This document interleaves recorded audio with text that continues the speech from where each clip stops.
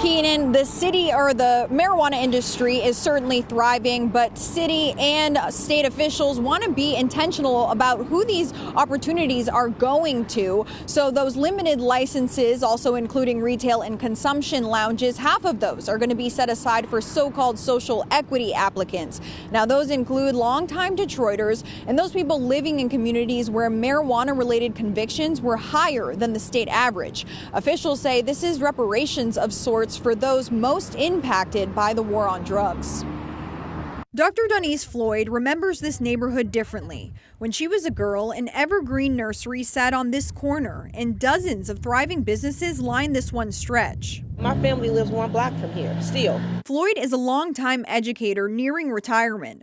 She's ready to shift her complete focus to Legacy Greens, a cannabis company she founded committed to giving back to the community. Those very people that you locked up, and those very people, families that were ruined, because this is a generational thing.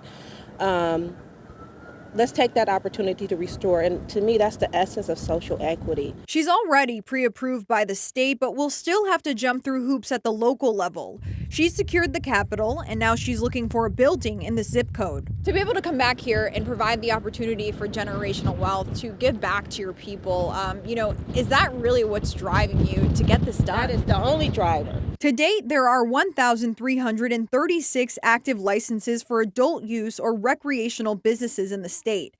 Andrew Brisboe, executive director of the Michigan Cannabis Regulatory Agency, says that's more than double what the state had 2 years ago. Michigan's a very free market system, so that creates smaller businesses, it creates more businesses, and generally creates more jobs as well, as you have more people opening doors, whether that's on the cultivation or the retail side. According to the U.S. Bureau of Labor Statistics, there are more people working in weed-related jobs than there are firefighters in the state.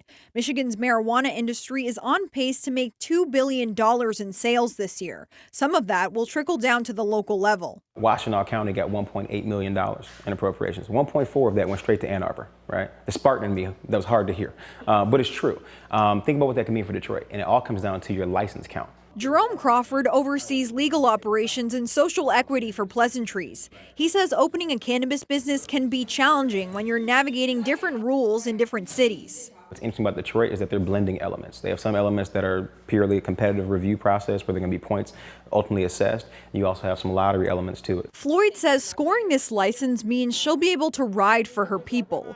What she says stands for restore, invest, develop, and educate the community.